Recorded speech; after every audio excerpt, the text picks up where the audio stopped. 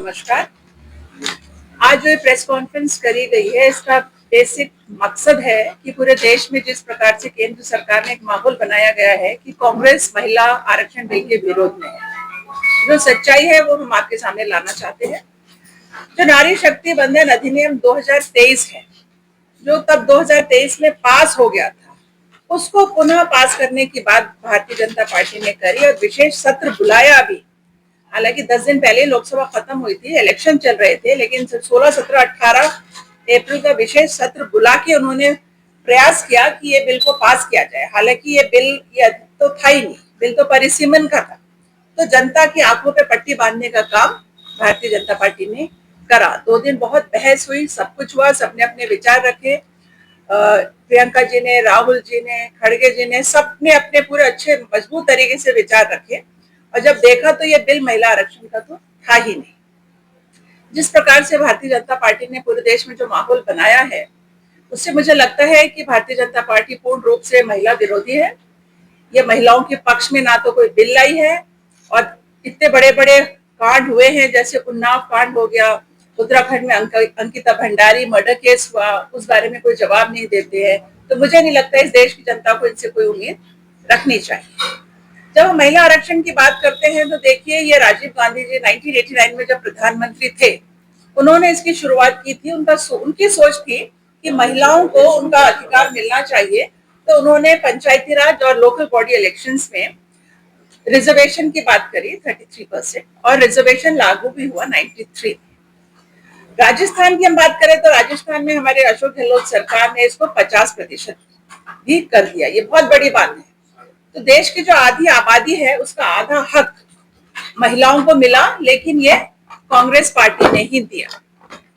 2010 में हम देखेंगे कि राज्यसभा में कांग्रेस की मेजोरिटी थी, सोनिया गांधी जी ने, सब नेताओं ने मिलकर महिला आरक्षण बिल को 2010 में राज्यसभा से पास कराया।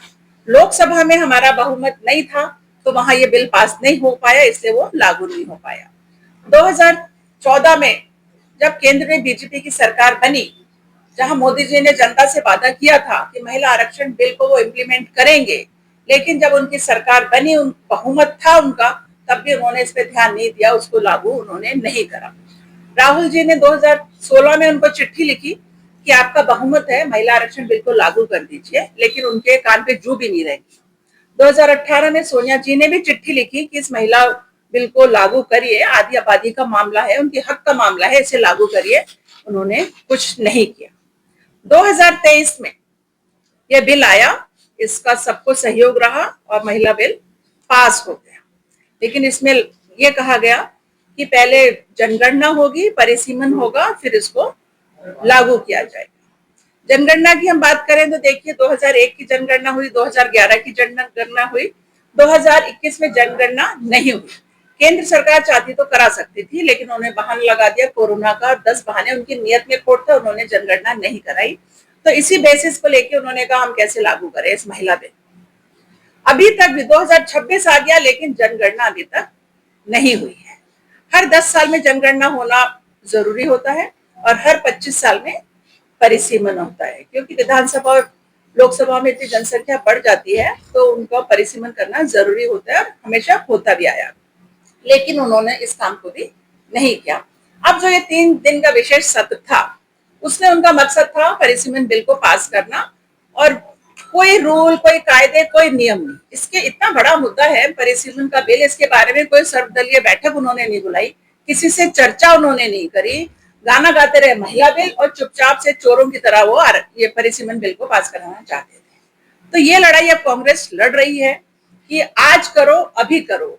जब 543 सीटें लोकसभा में है, तो आप क्यों आज से लागू नहीं कर सकते? महिला बिल का 33% आरक्षण आप 543 सीट्स में करो, 180 महिलाएं हमारी निकल के आएंगी।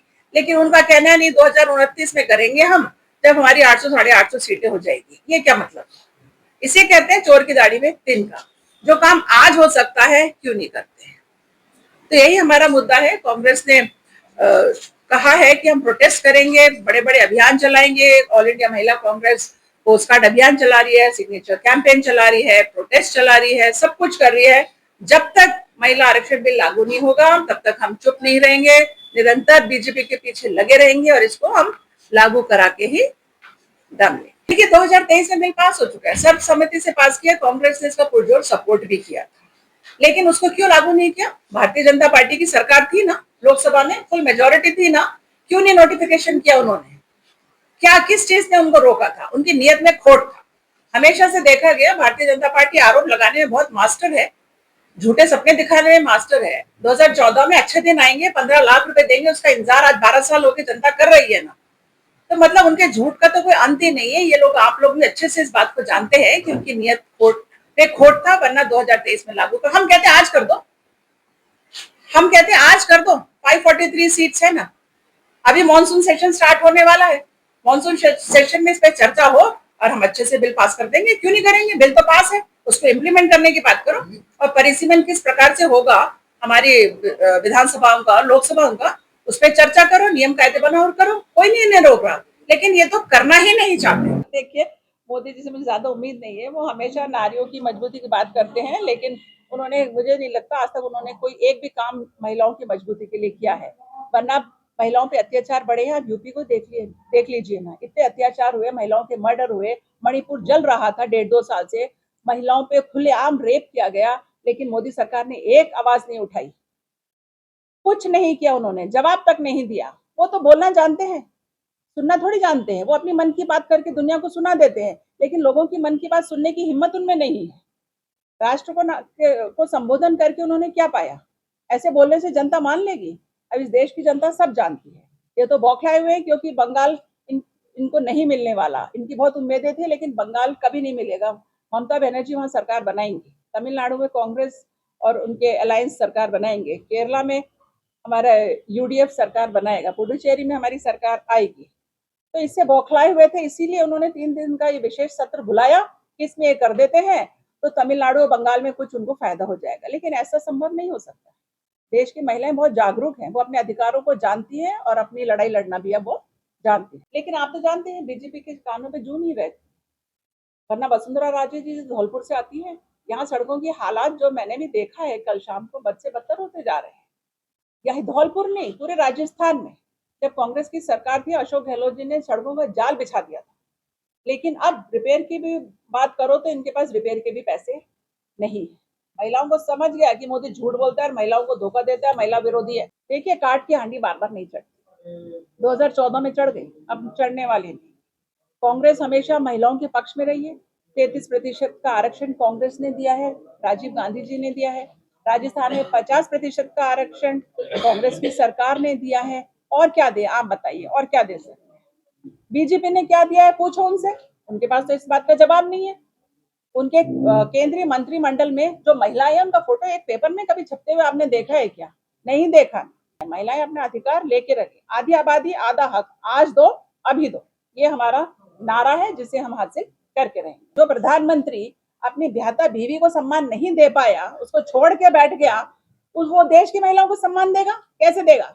एक महिला को सम्मान नहीं दे पाया अगला, अब वो बताए कि वो उसकी ब्याहता है कि नहीं है तो संभाल, और नहीं है तो देश को बता। है उसके पास कोई जवाब? नहीं है। उनके ऊपर तो इतने खुद के केस लगे थे, स्टॉकिंग के लगे थे ना, फिर उनसे क्या उम्मीद करेंगे हम महिलाएं?